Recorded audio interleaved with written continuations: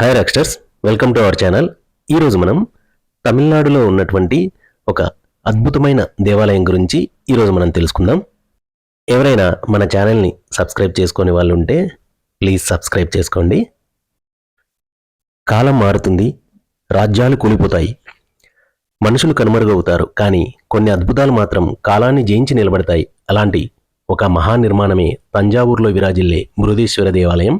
ఇది కేవలం ఒక ఆలయం కాదు, ఇది ఒక రాజు కళ, ఒక సామ్రాజ్య గర్వం, ఒక యుగానికి సాక్ష్యం. ఇక బృహదీశ్వర ఆలయం చరిత్ర గురించి తెలుసుకుంటే, ఇప్పటి నుంచి సరిగ్గా 1000 ఏళ్ల క్రితం క్రీస్తు శకం 1010వ సంవత్సరంలో చోళ సామ్రాజ్యాన్ని ఏలిన మహారాజు రాజరాజ చోళుడు ఈ దేవాలయాన్ని నిర్మించాడు.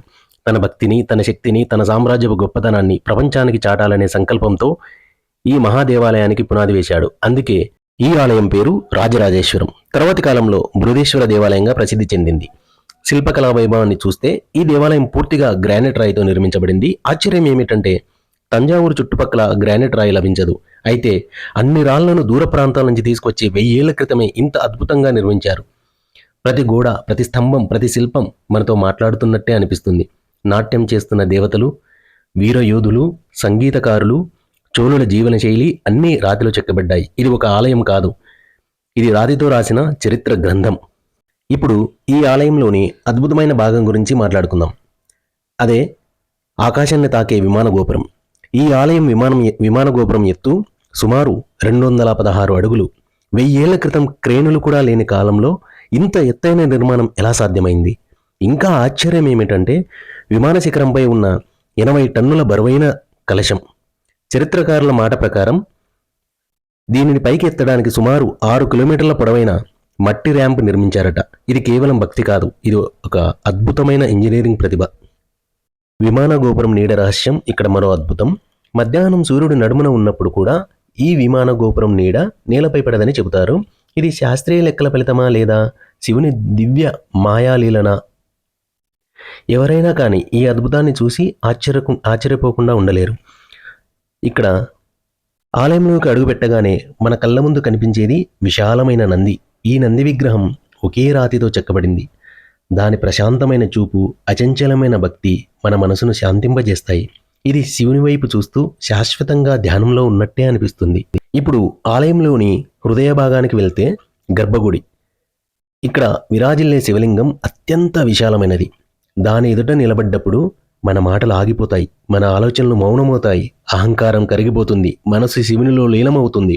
అక్కడ ఉండేది కేవలం నిశ్శబ్దం కాదు, అది ఆధ్యాత్మిక అనుభూతి. ఈ ఆలయ గోడలపై ఉన్న చిత్రాలు, శాసనాలు అత్యంత విలువైనవి. రాజరాజ చోళుడు విజయాలు, దేవాలయానికి ఇచ్చిన దానాలు, నర్తకులు, సంగీత కళాకారుల వివరాలు ఇవన్నీ రాతిలో శాశ్వతంగా చెక్కబడ్డాయి. ఇది లేకపోతే చోళుల చరిత్ర మనకు తెలియదు. ప్రపంచ వారసత్వ సంపద ఈ మహాదేవాలయం గొప్పతనాన్ని గుర్తించి యునెస్కో దీనిని ప్రపంచ వారసత్వ సంపదగా ప్రకటించింది. ఇది తమిళనాడుకే కాదు, భారతదేశానికే కాదు, మొత్తం ప్రపంచానికే గర్వకారణం.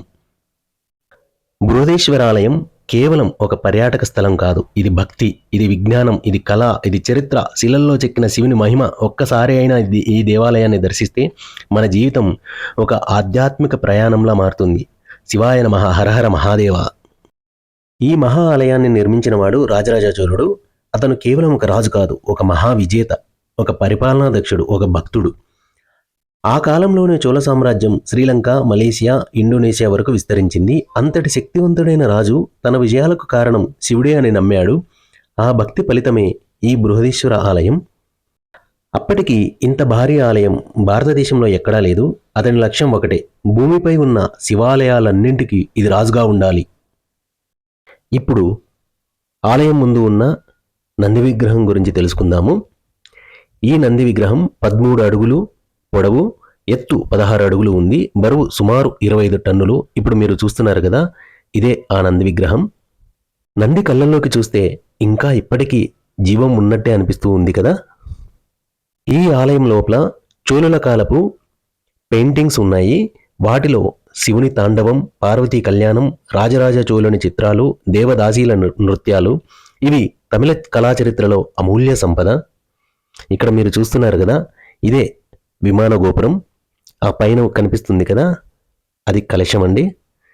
ఈ గోపురం చూడండి ఎంత అద్భుతంగా ఉందో అసలు చూడడానికి. ఇక్కడ శాసనాలు చరిత్ర గురించి మాట్లాడతాయి. ఈ ఆలయంలో 900కు పైగా శాసనాలు ఉన్నాయి అని చెబుతున్నాయి. ఆలయానికి ఇచ్చిన భూములు, నర్తకుల జీతాలు, పూజా విధానాలు, దీపాలకు ఇచ్చిన బంగారం, ఇవన్నీ ఇక్కడ మనకు తెలియజేస్తాయి. ఇది ఒక ఆలయం కాదు, ఇది ఒక పూర్తి పరిపాలనా వ్యవస్థ.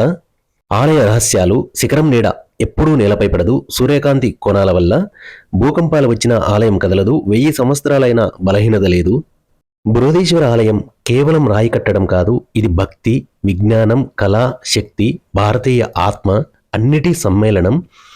రాజులు పోయారు, సామ్రాజ్యాలు కూలిపోయాయి, కానీ శివుని ఆలయం మాత్రం చెక్కు చెదరకుండా అలాగే నిలబడి ఉంది. భారతదేశ చరిత్రలో రాతితో రాసిన మహాకావ్యం ఏదైనా ఉందంటే శివుని మహిమను ఒక రాజు భక్తిగా మార్చి ఒక ఆలయంగా నిలబెట్టిన అద్భుతం ఏదైనా ఉందంటే అది ఈ తమిళనాడు తంజావూరులో ఉన్న బృహదీశ్వర ఆలయం.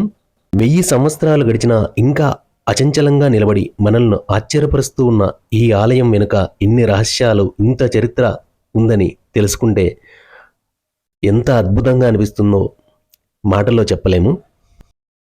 తంజావూరు అంటే కేవలం ఒక నగరం కాదు, ఒకప్పుడు అది చోళ సామ్రాజ్య రాజధాని. కావేరీ నది ఒడ్డున పచ్చని పొలాల మధ్య సంపద, సంస్కృతి, కళలకు కేంద్రంగా ఈ నగరం అచంచలంగా ఎదిగింది. బృహత్ ప్లస్ ఈశ్వర, బృహదీశ్వర. బృహత్ అంటే విశాలమైన, అతిపెద్ద, పరమమైన. ఈశ్వరుడు అంటే శివుడు అని అర్థం. అంటే విశ్వమంతా వ్యాపించిన శివుడికి అంకితమైన ఆలయం. అందుకే ఈ ఆలయం చిన్న దేవాలయంలా కాకుండా ఒక విశ్వరూపంలా నిర్మించారు. రాజరాజ చోళుడు తన పేరు శాసనాల్లో చాలా చోట్ల చాలా చిన్నగా రాయించాడు, కానీ శివుడి పేరు అతిపెద్ద అక్షరాలతో చెక్కించాడు. అతని భావన, నేను శివుని సేవకుడిని మాత్రమే, రాజును కాదు. ఆలయాన్ని పూర్తి చేసిన తర్వాత తన పట్టాభిషేక సంవత్సరాన్ని శివుని నామంతో కలిపి ప్రకటించాడు. ఇది రాజ్యాభిమానం కాదు, భక్తి, అహంకారం లేని స్థితి. ఈ ఆలయం ఒక్క రాజుతో కాదు, వేల మంది శ్రమతో నిర్మితమైంది. శాసనాల్లో ఉన్న వివరాలు, శిల్పులు, రాయి త్రవ్వేవారు, బండి నడిపేవారు, నృత్యకారిణులు, వేద పండితులు, దీపాలు వెలిగించేవారు, ప్రతి ఒక్కరి పేరు చెక్కి పెట్టారు. అంటే ఈ ఆలయం మానవ శ్రమకు ఇచ్చిన గౌరవం కూడా. ఈ ఆలయంలో 400కు పైగా దేవదాసీలు ఉండేవారు. వారు భరతనాట్యం చేసేవారు, శివునికి నృత్యంతో పూజ చేసేవారు, ఉత్సవాల్లో ప్రదర్శనలు ఇచ్చేవారు. ఇప్పటి భరతనాట్యానికి మూలం ఇక్కడే. ఈ కాలంలో నృత్యం వినోదం కాదు, ఇది ఒక యోగం, ఒక ఆధ్యాత్మిక సాధన. ఈ ఆలయంలో రోజు వెలిగే దీపాల సంఖ్య 100కు పైగా. శాసనాల్లో ఎన్ని దీపాలు, ఎంత నూనె, ఎవరు అందించాలి అన్నీ వివరంగా లిఖించబడ్డాయి. శివుడు అగ్నితత్వం, అందుకే ఈ ఆలయం ఎప్పుడూ వెలుగుతూ ఉండాలి అని నమ్మకం. ఈ ఆలయ ప్రాంగణం చూడ్డానికి ఒక చిన్న పట్టణంలా ఉంటుంది.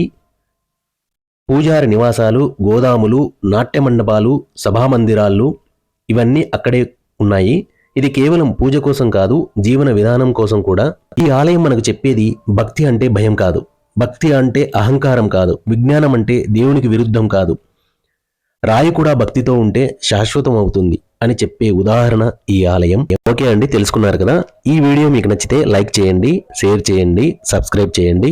ఇంకా ఇలాంటి భారతీయ ఆలయ చరిత్రలు కావాలంటే కామెంట్ చేయండి. ప్లీజ్ ఖచ్చితంగా సబ్స్క్రైబ్ చేసుకోండి. Thanks for watching.